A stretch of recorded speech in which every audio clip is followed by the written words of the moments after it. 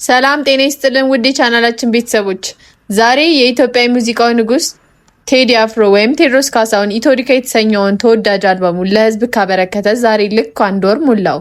ነገር ግን በዚሁ በአንድ ወር አጭር ጊዜ ውስጥ አልበሙን ያስመዘገበው ስኬት መላውን የኢትዮጵያ የሙዚቃ ኢንዱስትሪ እያስገረመና አዳዲስ ታሪኮችን እየጻፈ ይገኛል። ዛሬ በቪዲዮአችን ቴዲ አፍሮ በኦንላይን መድረኮች ላይ የሰራባቸው አስገራሚ ሪከርዶች እና የኢትዮዲካን የታሪካዊ ጉዞ በዝርዝር እንመለከታለን። እስከ ቪዲዮ ፍጻሜ ድረስ አብራችሁን ቆዩ።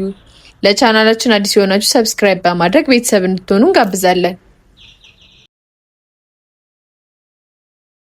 በኢትዮዲካ አልበም ውስጥ የተካተቱት ሁሉም 18ቱም ትራኮች ተደምረው በአንድ ወር ውስጥ ብቻ ከ155 ሚሊዮን በላይ እይታዎችን ወይም ቪውን በማግኘት የኦንላይን መድረኮችን ሙሉ በሙሉ ተቆጣጥረውታል።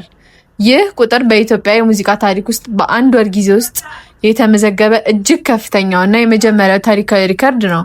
በተለይ ደግሞ ከአልበሙ ከፍተኛ ተወዳጅነት ያተረፈውን የብዙዎችን ልብ የገዛውን ዳስ ጣል የተሰኘውን ነጠላ ዜማ ብቻ በአንድ ወር ውስጥ ከ26 ሚሊዮን በላይ እይታዎችን በመሰብሰብ አስገራሚ ሪከርድን አስመዝግቧል። ይህ የሚያሳየው ምን መሰላችሁ? ቴዲ አፍሮ በኢትዮዲካ አልበሙ የኢትዮጵያን የሙዚቃ ኢንዱስትሪ ዲጂታል ሽግግር ወደ ሌላ ከፍ ያለ ምዕራፍ ማሸጋገሩን በተግባር አሳይቷል።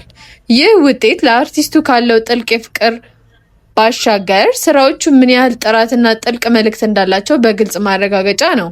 እስኪ እናንተስ ምን ትላላችሁ? ከነዚህ ከ18ቱ ኢትዮዲካ አልበም ሙዚቃዎች ውስጥ የእናንተ ተመራጭ የትኛው ነው? እንደ አብዛኛው ሰው ዳስ ጣል ወይስ ሌላውን የልባችሁን የነካው ሙዚቃ አለ? የትኛው ሙዚቃ ደግማችሁ እንደሰማችሁት አሁኑኑ በኮሜንት መስጫው ላይ አጋሩን። የኢትዮጵያ ሙዚቃ ንጉስ ቴዲ አፍሮ ሁልጊዜም አዳዲስ ታሪኮችን በመስራት ልምዱ አድርጎታል። ኢትዮዲካ ደግሞ ይህንን ጉዞ ይበልጥ አድምቆታል። ለአርቲስቱና ለሙዚቃ አፍቃሪያን በሙሉ እንኳን ደስ አላችሁ እንላለን። ለዛሬ የነበረን የዜና ትንታኔ ይህንን ይመስል ነበር። ቪዲዮን ከወደዳችሁት ላይክ ማድረጋችሁን እንዳትረሱ።